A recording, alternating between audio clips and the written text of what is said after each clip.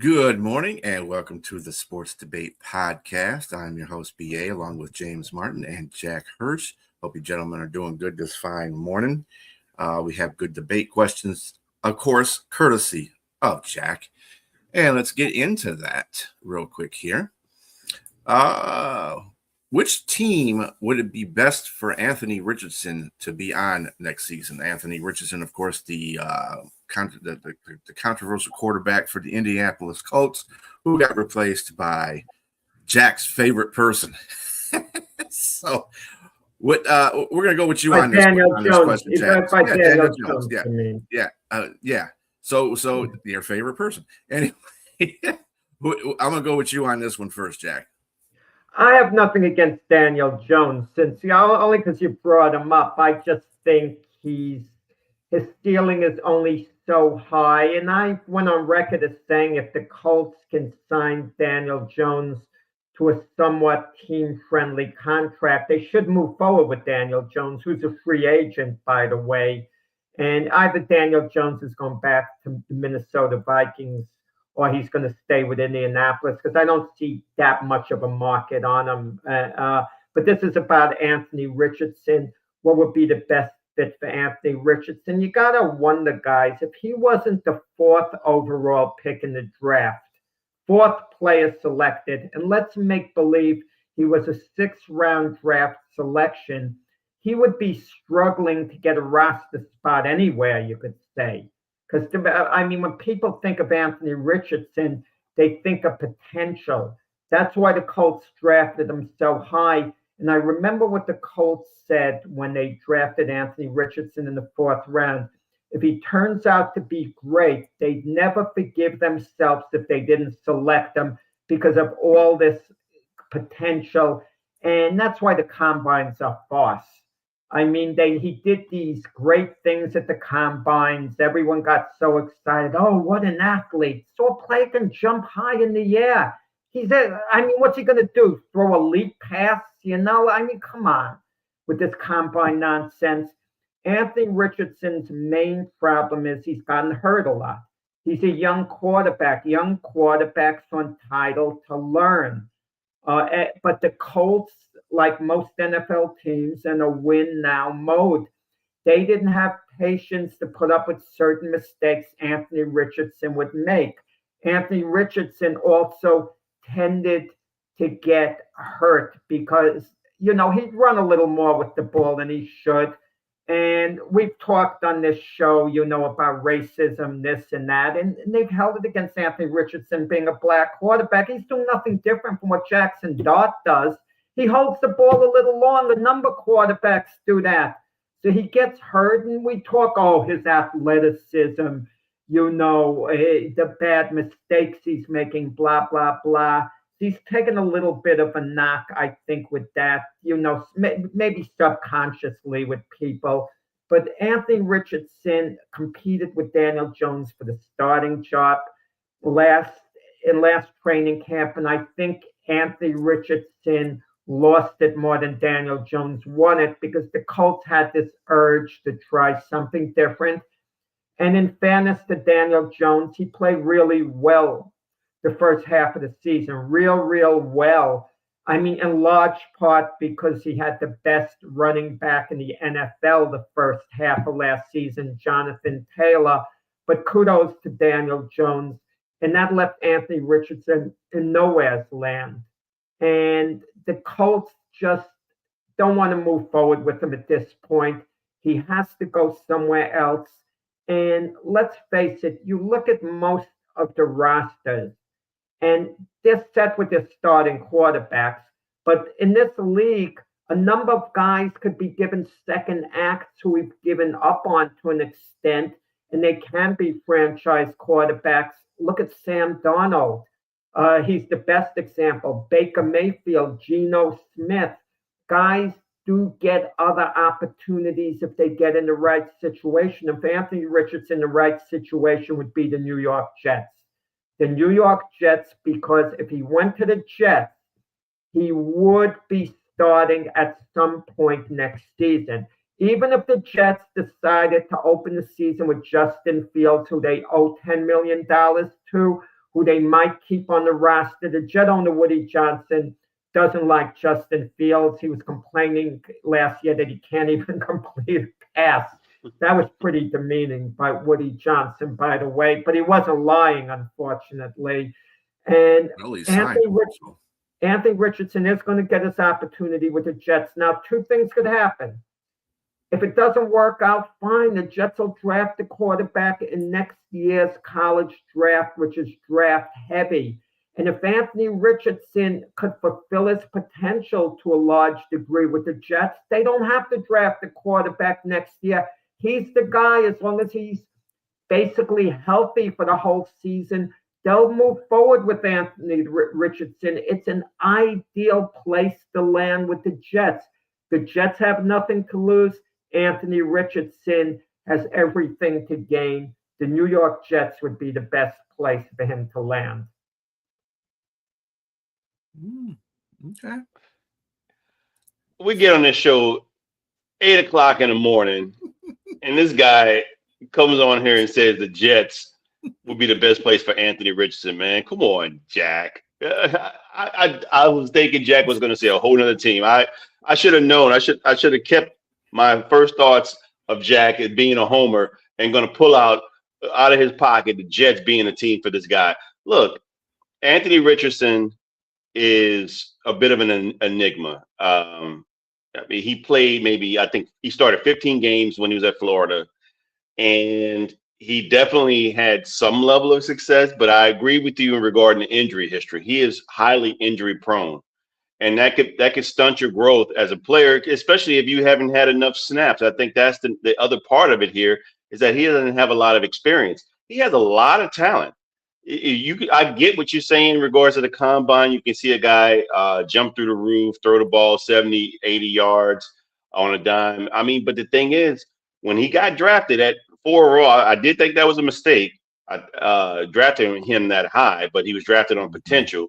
But at the same time, there were some flashes as a rookie. I mean, he did some really nice things that he was able. You could see, okay, this kid has a lot of potential, but he needs experience. And he needs to stay healthy. Those are the two main things that set him back in his career, and ultimately got him benched. And found his way outside of, or he's finding his way outside of Indianapolis. With that said, I can't see him having some level of success with the Jets. Jets got to figure their own thing out first before you can bring somebody. You need to be stable before somebody to be successful. In Anthony Richardson, he needs to come into an already stable environment. The Jets haven't had that in years, Jack, and you know that. They gotta have a whole situation stable so he can come in, sit on the bench, sit behind an already established quarterback where he can learn from and pick up because again, he's gonna need that quality starting experience, but they threw him in the fire to the Wolves. They didn't throw him in the fire, they threw him to the Wolves in Indianapolis. So he's going to have to go behind somebody. Yes, exactly, for tapping out. He sure did, which is that's kind of scary. This is the guy that's supposed to be the captain of your team at some point. Look, I think that there's a possibility that if he goes to somewhere where you see there's evidence of revitalization, like Minnesota, Kevin O'Connell and Sam Darnold, maybe we can have a guy come in and sit behind another quarterback. Let McCarthy do his thing. I don't know if he's going to learn anything from him, but they may have to get a couple of quarterbacks. But that wasn't my number one stop. Hold on, Jack. That wasn't my number one stop. Let that line down. Let McCarthy do his thing. I love it. You're right.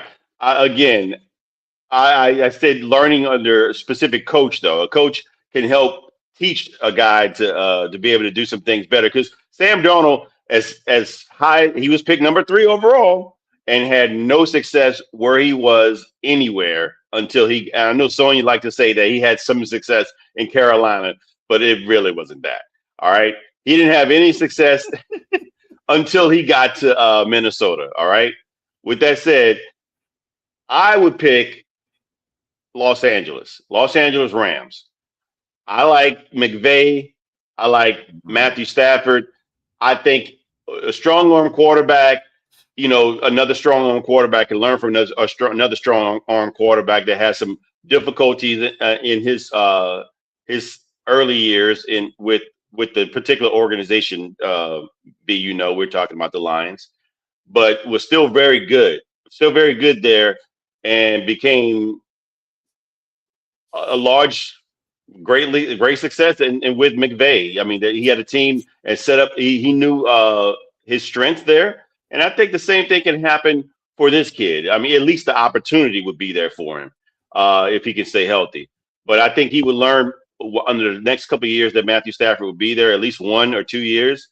And who knows? Maybe McVay can get the best out of this kid, and you can see an All-Pro or a Pro Bowler. Well, wait a second. He's been on the sideline. I mean, how much sideline knowledge he's going to get? He was on the sideline last year. You learn by playing. Once a player's played a number of years, I could understand you sit him down for a little while. You sit him down because someone is better than he is, who could perform better, and then maybe he can learn that way, have a reset. I get all that. But you can only reset so much, and that they have a backup quarterback, the Rams. What's his name? The kid from Georgia, Stetson Bennett. Come on, those are 2 different quarterbacks. And who knows? And you're retiring Matthew Stafford in 1 year. Matthew Stafford might play 4 or 5 more years. Well, Matthew Stafford could play as long as he wants. He's good enough if he wants to play a few more years. Right now, he's only committing to year. So I would say you gotta figure in also, Jag. My man had some back issues in the beginning. I'm not saying that he can't play another 4 or 5 years, but the signs are pointing to saying, okay, we can get to another champ. He's probably trying to go for another championship run. If they win a championship, I guarantee you Matthew Stafford's retiring. Physically, the game has paid a toll on him. Anthony Richardson needs to go somewhere where he can play, and we'll have our answer. Either he can be a starting NFL quarterback or he can't. Reportedly, he did well in the competition against Daniel Jones in training camp. He actually played well, reportedly, but they were tired of everything they were going through with Anthony Richardson a few years before, and the Colts wanted to try Daniel Jones. As far as Kevin O'Connell, why are we hearing about him being this great quarterback guru? This is a guy who's going with J.J. McCarthy over Sam Darnold and Daniel Jones.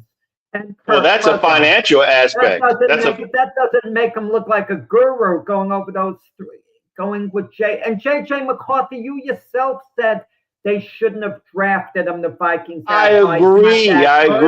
I felt he wasn't that good. Brian felt he wasn't that good, and you want him to sit behind let J.J. McCarthy do his thing.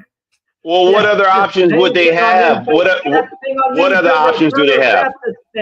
Who gets injured more, J.J. McCarthy or Anthony Richardson? You might have a toss-up there. What other options would they have right now if they didn't take Anthony Richardson? I mean, outside of McCarthy. I mean, first of all, this is a situation that they're in right now where they invested highly in McCarthy. So they got to try to get some return on him right now. So, and with that, and you saying that letting Sam Darnold go, that's not on the coach. That's on the GM. Let me correct you with the Jets. As bad as the Jets are, the best part of their team might be the offensive line. The last couple of years, they drafted, their first round draft choices, they dedicated to the offensive line. And those guys, Membo, Fashanu, they're not bad. They're not bad. I mean, they're very good. Right. And there's room for improvement as well with them. The more experience they get. Elijah Vera Tucker's coming back. So it's not a disaster, the offensive line. And Anthony Richardson will be given an opportunity. Let's see if he can stay healthy. But at least if he's given that opportunity and he plays really, really well for the Jets, he's going to be their starter. If he plays well for the he won't get to play for the Rams with Stafford there. So, he's going to be relegated to being a backup. Yeah, well, I mean, he won't play for them, like you said, but maybe it's his opportunity to be a backup until the opportunity comes to where he can compete to be a starter. And I just say at this juncture, that's where it is, regardless of where he's at. Yeah. He needs to be a backup until he can show that he can actually be a starter in the league. I guess Brian will render his verdict. I just say this. Actually, James, you're going to laugh at this.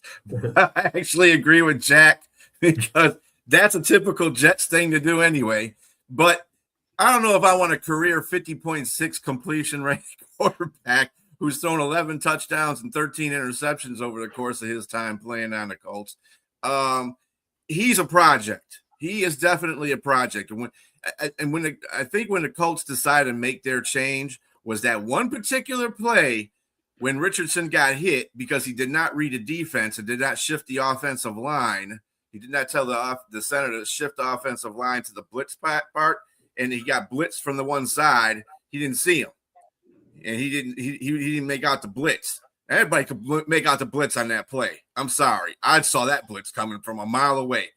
And, dude, if you can't read a defense like that, you got some fundamental issues you have to fix. And it's going to take – a quarterback guru is not going to be – let me tell you something. The reason why that KOC and the Rams coach, they both have the quarterbacks that they do have is because they don't have to do too much with them, okay? They're seasoned quarterbacks. Sam Darnold was a seasoned quarterback with KOC. Yeah, he didn't do a lot with other teams. He's still a seasoned quarterback. And this is what you're seeing in J.J. McCarthy now. He actually has – because he's a quarterback guru. All of a sudden now J.J. McCarthy don't know how to play football. And that goes to the fact that you're putting too much on KOC to be the quarterback guru. If you want to put him on any team, I think San Francisco would be a good team to put Anthony Richardson on because you do have a guy that's a legitimate quarterback guy. He's getting the most out of guys that are just average. If you look at it, both the quarterbacks that play for San Francisco are just average. You may say, oh, well, Purdy is – no, Purdy is an average quarterback. He just has a good team around him. That's the thing, and he's making the most of it. So I just think that – I mean, it would be a Jets thing to do to get Anthony Richardson. I have to agree with Jack. But if he should go anywhere, it should be San Francisco because they'll have time to mess with him. You know what I'm saying? They got quarterbacks on there. He could be a third-string quarterback, and they can fix him. But it didn't work. Wait. But Trey Lance, it didn't work out with Trey Lance with the Niners. They weren't willing to keep him as a backup. So don't be so sure. And they have Mac Jones as a backup for at least one more year, and then they'll probably have to move on from Mac Jones. I mean, I get that, but you all could say the same thing. You all could say the same thing about what I just mentioned in regards to the Rams. I mean. I think McVay is as good as it gets as well. So yeah, I mean, yeah.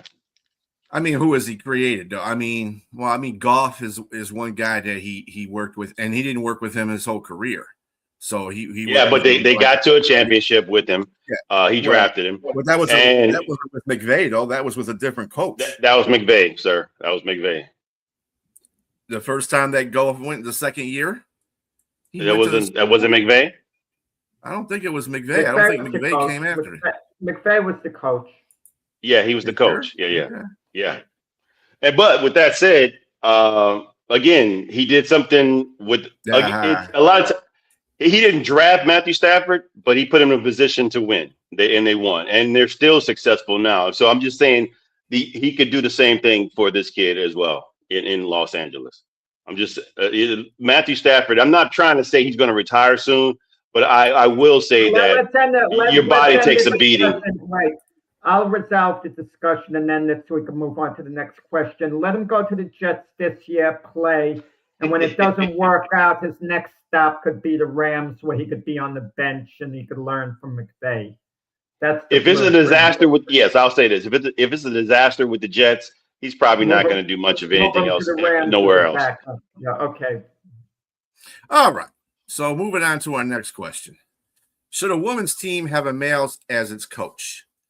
I'm gonna go with you on this one, James. So this is a very intriguing question. I mean, and my question is there another underlying question here in that? Is it really the question about whether or not why can't women coach in men's professional sports versus should a man be coaching a women's coach? I mean, being a coach, the head coach of women's teams. Reason I ask that is because there's great examples of successful coaches, men coaches in women's teams. We're talking about basketball, UConn, Gino, I can't say his last name. Jack, you probably know who it is. Aroleta. Is it? No, it's sure it's Aroleta. Exactly. He's won over 1,200 games. He's got 12 national championships. Exactly. Carl Smesko, Aaron Johnson, Vic Schaefer. These are all levels of success. And then we don't have to just go into basketball. We can go into softball. Roughly 30 to 35% of the coaches are men. And we got guys that have had great successes. We're talking about Mike Candria. 8 national titles, 21 trips to the World Series in 26 seasons, over 1,400 victories. Tim Walton of Florida, among others. My reason for bringing this up is just that why would there be a problem with men being coaches when they're showing they've had success and they played the game? It's really the other way around when you're looking at why isn't there DEI? You're starting to see some women in the National Football League that are assistant coaches now.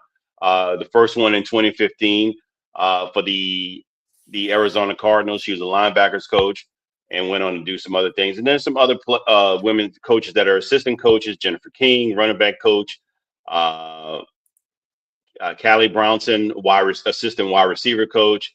So it's just really more so looking at how things are more flipped around.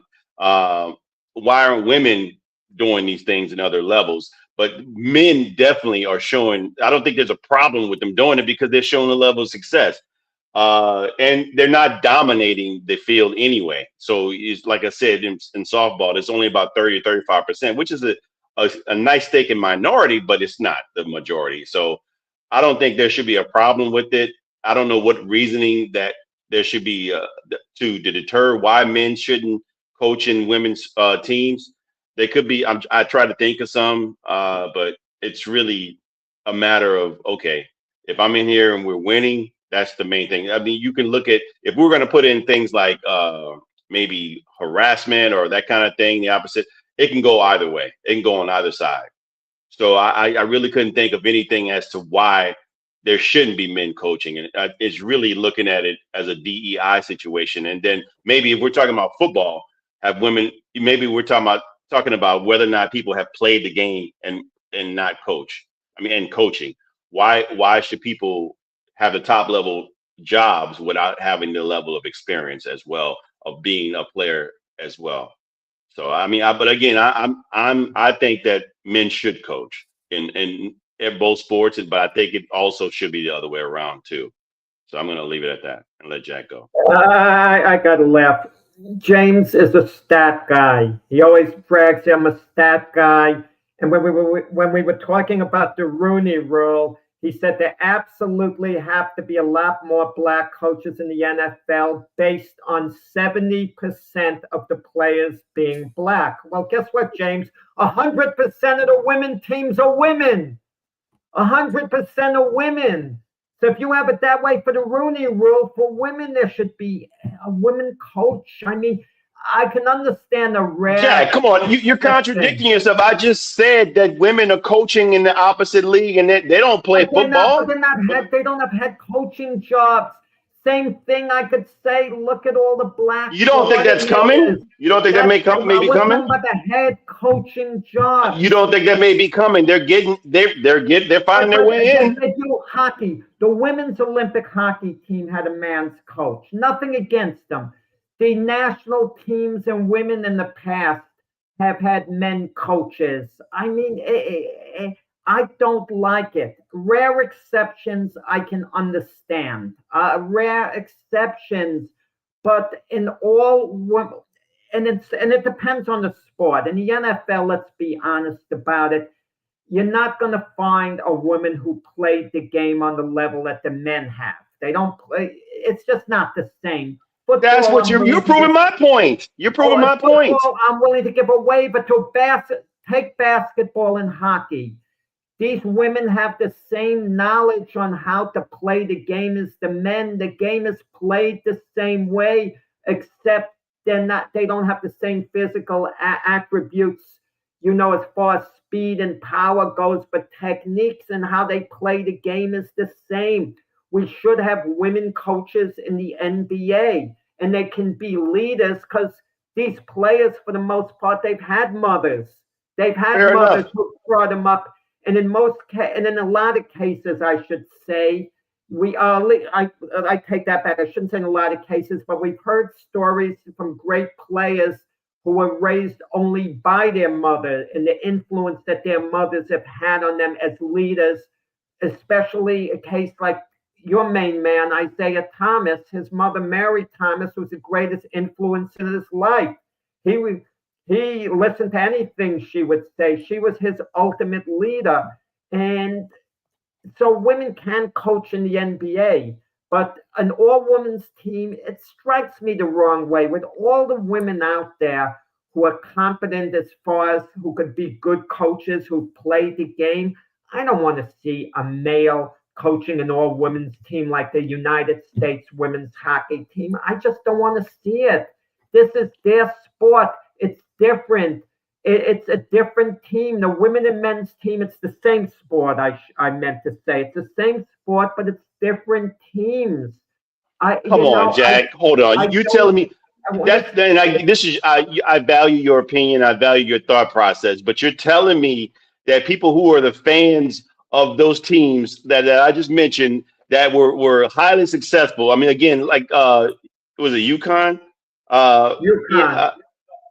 No, the softball team. I can't. Mike Condria. He won 8 national titles. You think people are going to be crying about him being the head coach because? But what about the women's teams like Pat Summitt who've won? I mean, you don't see. I agree. They have won, but at the same time, if somebody's successful. Dawn Staley interviewed with the Knicks or didn't interview with the Knicks? Wasn't even considered. Okay. Well, she should be. I agree. Okay. She should be considered. The point is for an all-women's team, they should have a women's coach. I don't like the amount of male coaches coaching all women's teams. It's a minority, Jack. More women coach women's teams. It's a minority. I don't think it's a problem to where, especially if you're winning. Look, I'm not going to argue like if I can't speak for women. I'm not a woman, but if it was the other way around and I'm on a basketball team and a woman was coaching us and we're winning, I'm not going to like, oh, I still don't want a woman coaching us because, she's looking at my package. I mean, oh, God forbid that's the problem. I'm done speaking. I rest my case. I wait for you, Brian. I'm just saying, man. There should be no. I mean, there should be no discrepancy. I get DEI. I usually don't like to be the woke person in the room.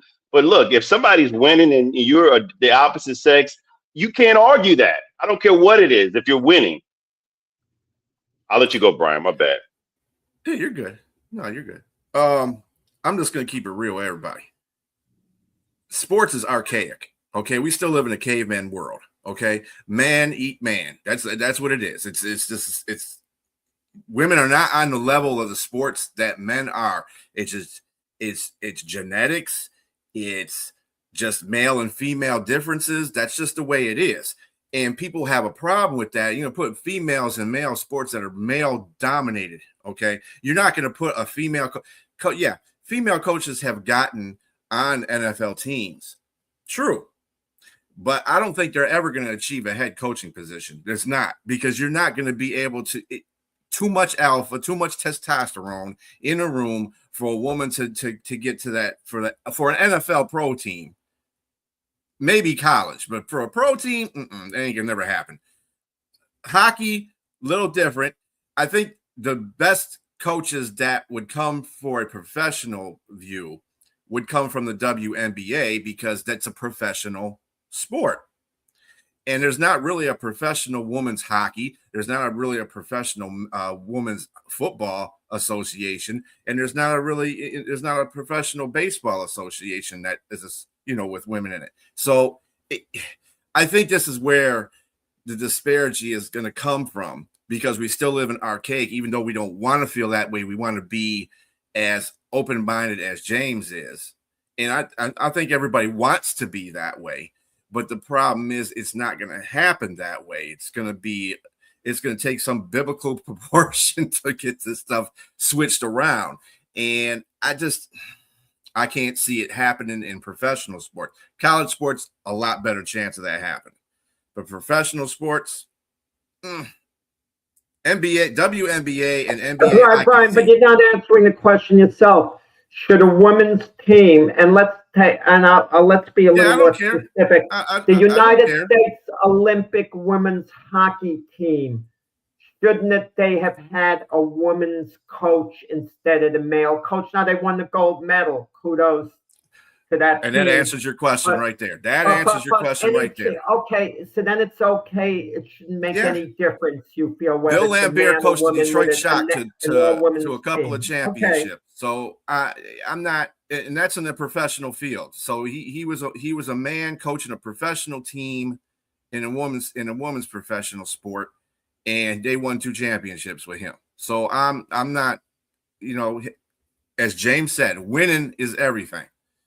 And if the Knicks were in that desperation mode that they felt that they needed to hire Dawn Staley as a head coach, that tells you a lot about that organization, because you're basically going. I mean, Dawn Staley wouldn't be a bad coach. She's not. She's a great coach. Her name came out there. They didn't seriously consider. I know it was a circus story. It was a circus story made to draw headlines to New York. I understand that, but at the same time, I mean, it wouldn't have been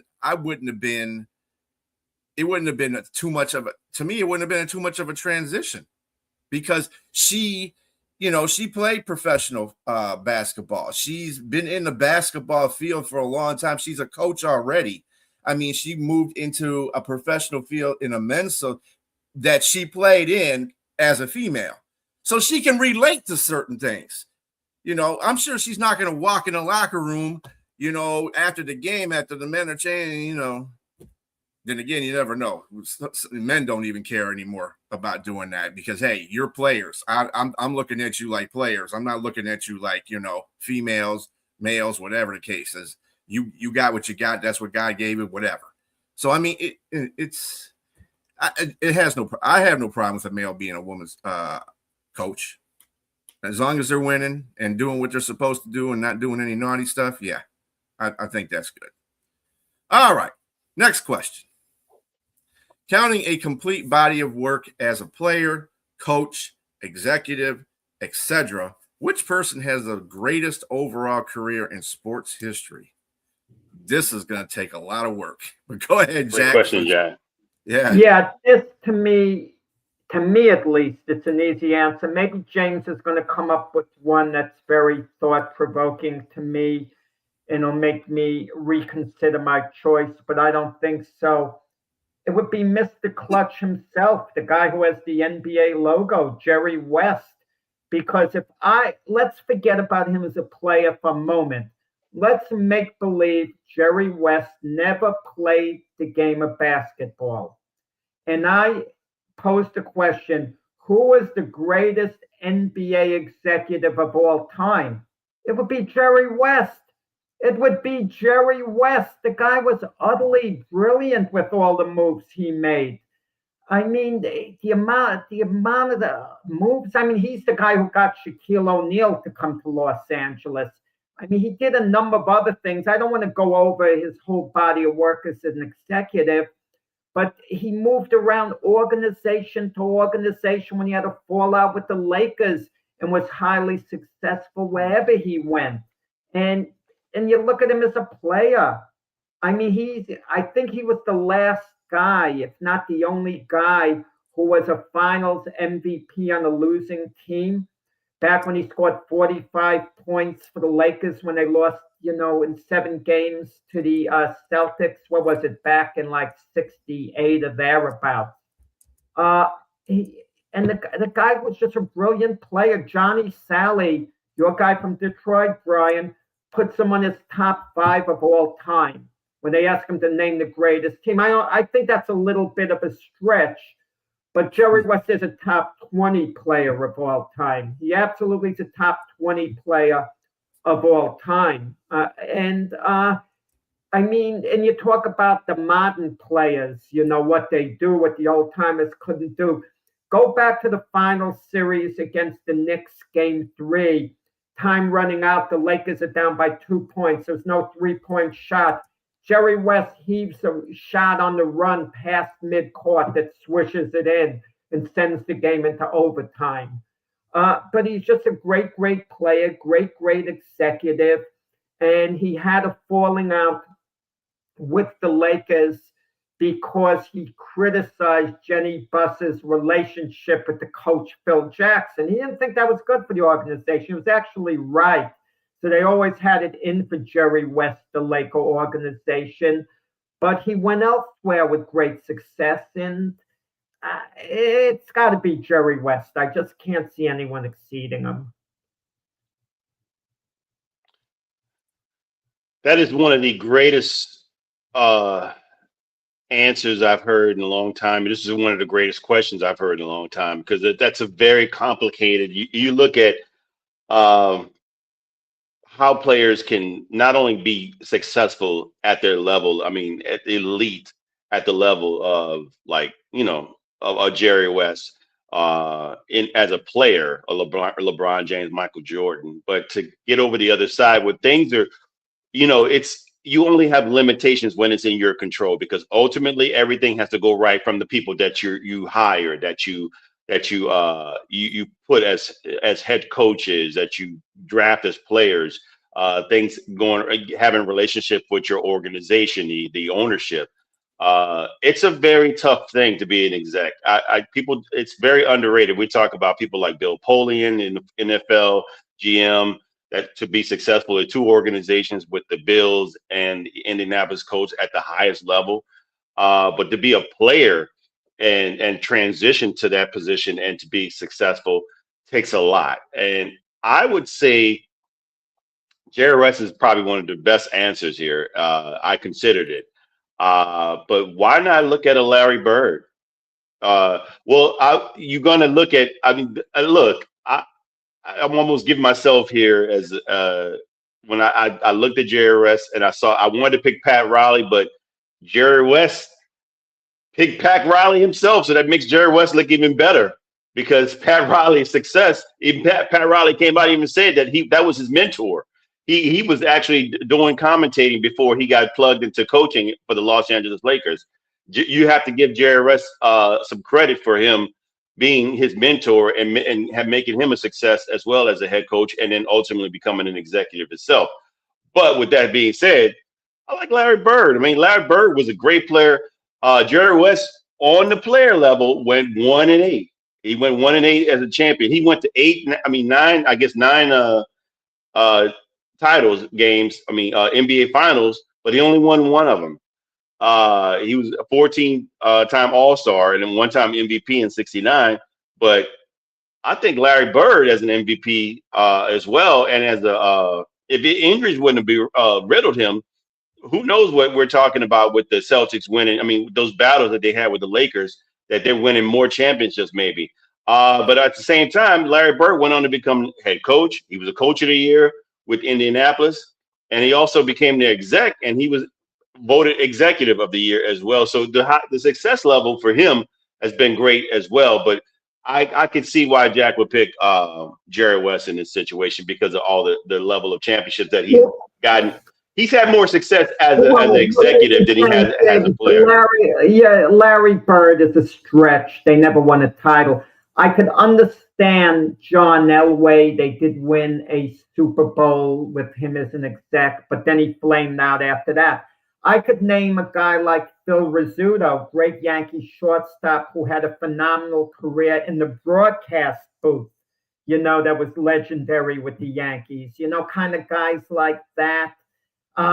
Joe Torre too. Joe Torre is a player, then is a manager. Michael Jordan, I'm not sure whether you mentioned he was a lousy owner. He was a lousy owner for sure. If he was a great owner and they won an NBA title, then you would consider him.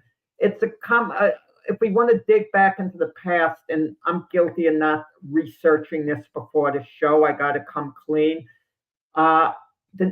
The name of Otto Graham comes to mind. Great quarterback, and he coached for years. I have to study his coaching resume, but I believe there were championships involved. You're also missing Bill Russell. Bill Russell, 11 championships as a player, but 2 as a coach. But that was a continuation on the Celtics, where he became a player coach, and then he coached afterwards, and he was a so-so coach with the Seattle Supersonics. See, where he was so-so. Had they taken their game up the team a few levels and he was a phenomenal coach, then you consider him perhaps, but no. But to answer Richard's question, he mentioned Pat Riley. That was one of my choices. Wasn't a great player, James. He was. No, I'm just saying yes. But as a coach and an executive, he was great. I mean, but whether he was a great player or not, look, you could say that he won a couple of championships as a player. Let me just break it down to you simple. Pat Riley as a player was not in Jerry West's league as a player. And Pat Riley as an executive wasn't as good as Jerry West as an executive, even though Pat Riley was an exceptional executive. I'm going to give him that. He was exceptional, and he has the coaching. If you combine his coaching and him as an executive, you could put him on Jerry West's level outside, off the court, and maybe even a little ahead of Jerry West if you want to include the coaching. Even if I give you that, he's nowhere near Jerry West as a player. So when you average all that in, that puts Jerry West ahead of him. Did Jerry West coach? He didn't want to coach. He was forced into coaching for a little bit with the Lakers, and he hated it. He could have stayed on as the Laker coach instead of Pat Riley, but he insisted, he didn't want it, that Pat Riley have the job. So you're talking about a guy that just was a player and an executive, not a coach. Do we have a player that's actually achieved all that? And being a coach and an executive? Riley. Yeah, Riley's the only one that has achieved all 3 of those. I'm not saying that he was good as a player. And also Larry Bird. Larry Bird as well. Larry Bird too. And Larry Bird. And Phil Jackson, yes. The Pacers weren't that good. Phil Jackson was awful as an executive. Isaiah was a great player, obviously, an all-time great. He was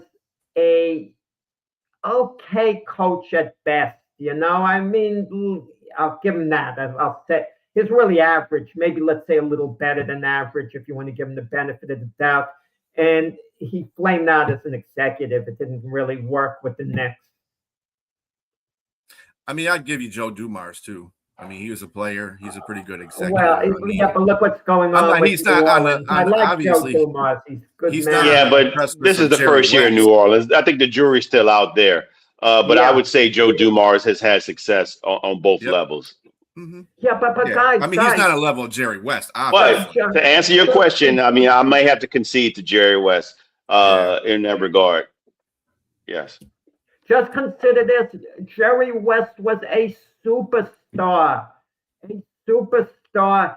He was considered kind of like the Larry Bird before there was Larry Bird. I mean, Oscar Robertson was a little better than Jerry West, in all fairness, but that was the mentality back in the day. Jerry West was white, Oscar was black.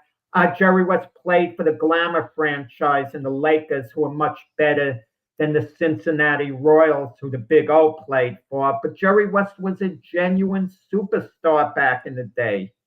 Yes, without a doubt. I agree. I don't think there's none of that pertains to the question here. The question is how I mean, who was the greatest overall, coach, player? Body of work. Yeah, exactly. Yeah. Body of work. So yeah. And we didn't see Big O do any of the other things. It's rare that you have a player that is extraordinary at each of those positions. Yeah. So I mean, yeah, Jerry West is probably the closest. Anyway, speaking of the NBA, which NBA team will be under the most pressure entering the playoffs this year? Go ahead, Jack. Yeah, I mean, it's got to be the New York Knicks. I mean, at the very least, they got to get to the finals. If they don't get to the finals, the year is a complete waste. It's a disaster. Assuming everyone is healthy on all the teams. Obviously, if a key guy like Jalen Brunson was out during the whole playoffs and they didn't get to the finals, people give a team a pass. This is with any team, if their star guy is out. So I shouldn't even mention that. So maybe I should retract that statement. But all factors equal, all the teams are healthy, ready to go. How can you accept the Knicks getting eliminated short of the playoffs? I don't want to hear that the Pistons have improved. The Cavaliers now have James Harden. The Celtics are completely healthy. That Jason Tatum is back for the playoffs, etc., etc. Knicks got to get there. They made a coaching change. They went to Mike Brown, who I happen to like, by the way. I think he's a solid coach, not a spectacular hire, but he's a solid coach, a good guy, knows the game.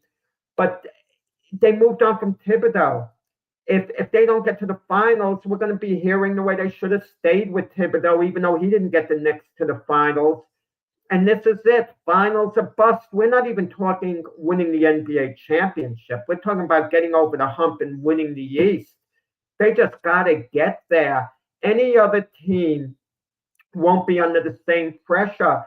OKC's already won it all. People aren't going to get upset with them. The Celtics have won it all recently.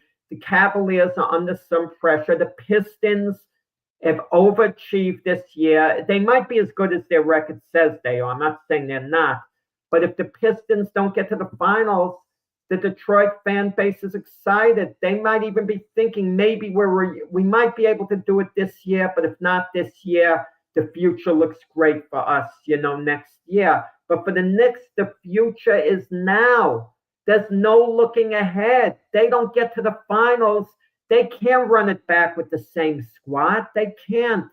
If you want to talk about the Lakers, I mean, it's the usual old talk with the Lakers. They're not getting to the finals with Luka, LeBron. They're good soap opera fodder for the Stephen A. Smiths and the J Trains to talk about. Sure. Houston Rockets with Durant.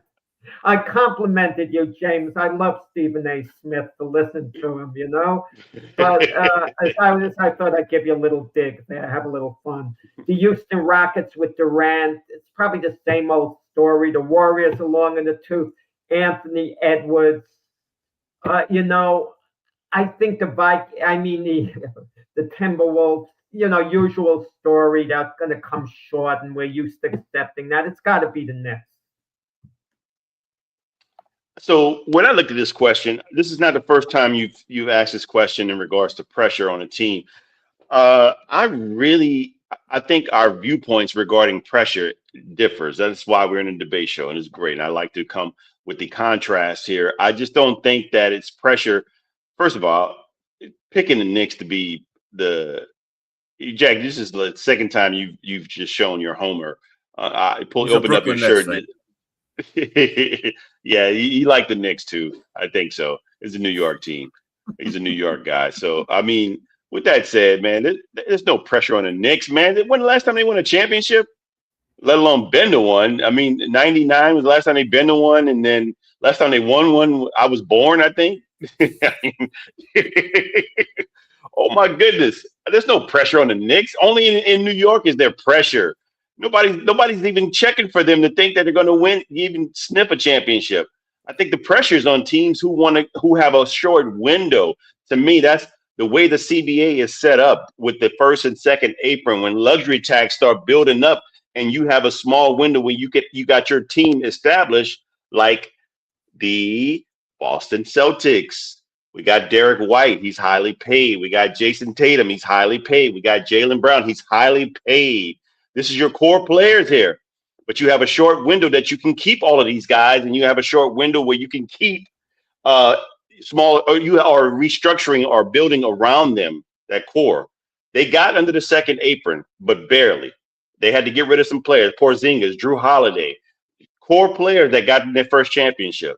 And then, of course, the unfortunate injury to Jason Tatum, who's still not back yet, but they have pressure on them, but they still have an opportunity in this window right now to be competitive in the East to get to the NBA Finals, because they're 5.5 games behind the Pistons, and they have an opportunity to get there. So I think the biggest thing for them is to be competitive and try to win now, because at the end of the day, when they get to that 26-27 season, there's going to be some changes coming, because you can't, it's unavoidable. That CBA is constructed to where you can't keep giant dynasties anymore. It's just not constructed like that. There's no dynasties in the NBA anymore. The last one was the Warriors, and you're not going to see that anymore. It's just not going to happen, because you can't keep the same.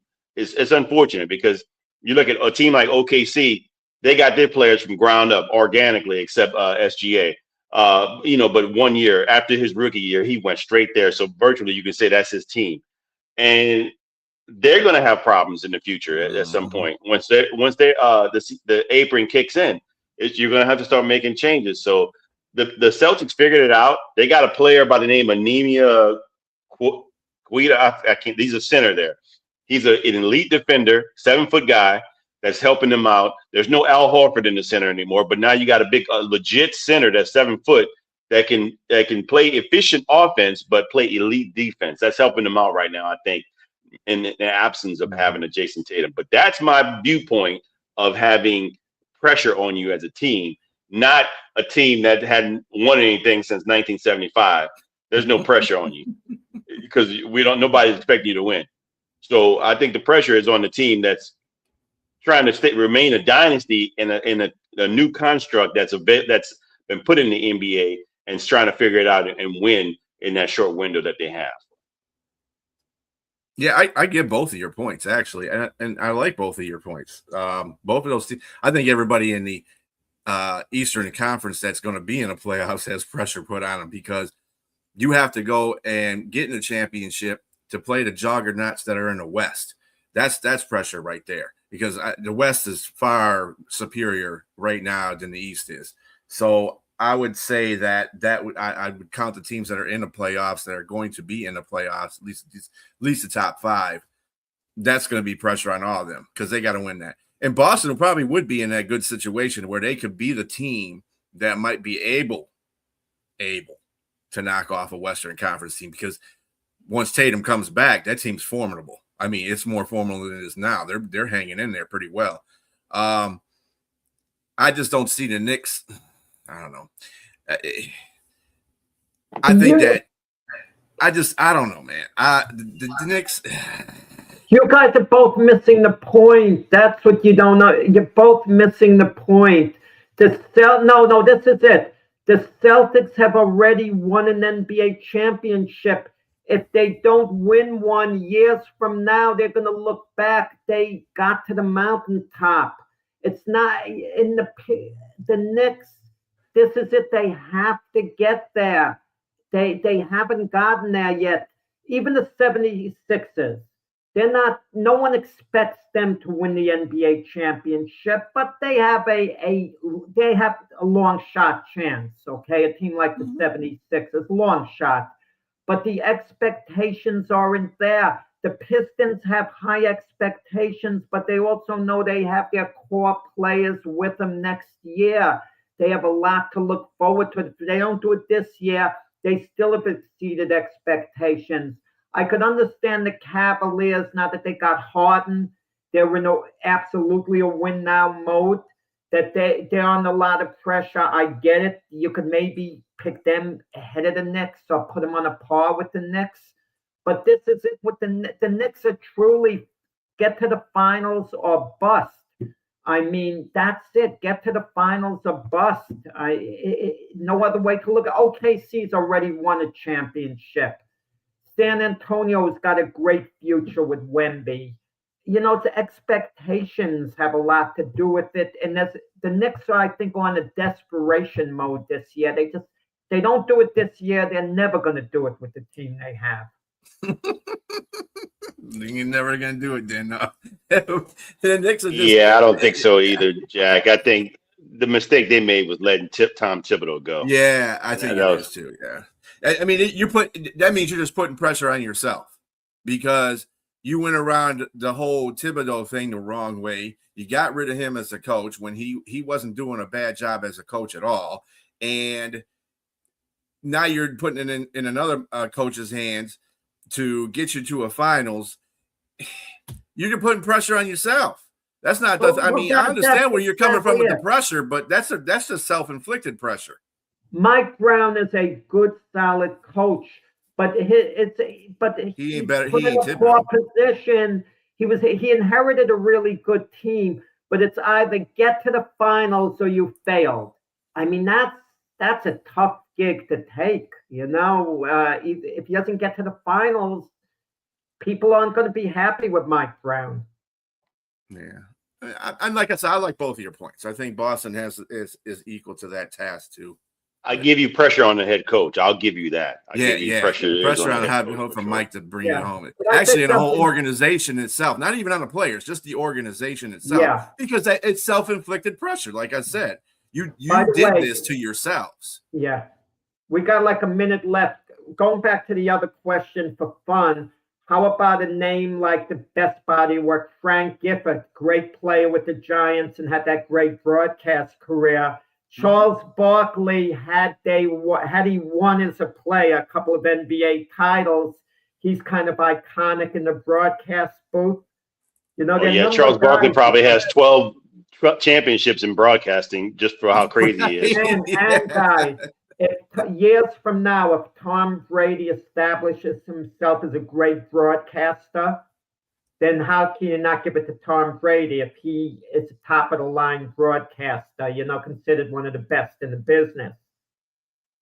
If he goes Russell, he'll be even better. Stay on for 1 minute after the show. I just want to mention something to you. All right. Well, that's going to conclude today's show. Do join us again next Saturday at 8 p.m. Same cast involved, and we'll debate some more sports topics. Everybody have a great Saturday.